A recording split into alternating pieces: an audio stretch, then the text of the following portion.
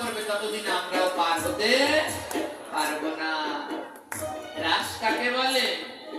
ভজন করলে দেহের মধ্যে যাহা হয় তাকে বলে রস।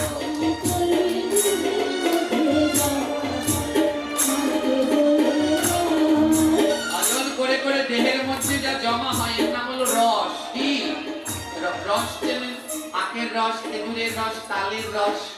ওমা, এই রস যদি হাড়ি ভরে 1-2 দিন রেখে দেন ভালো থাকবে? জোরে বলেন। রসকে কি করলে ভালো রাখা যায়?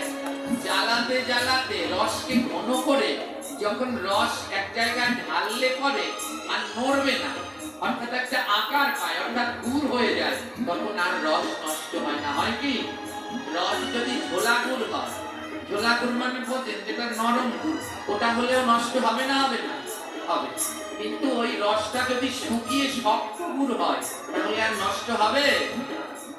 তাই দেহের মধ্যে রস যখন আকার ধরে রাস বলে তার মধ্যে রস যখন আকার ধরে রাস বলে ভক্ত। রসে যখন আকার ধরে তাকে বলে রাস। রসে আকার ধরলে কি হয়? রাস।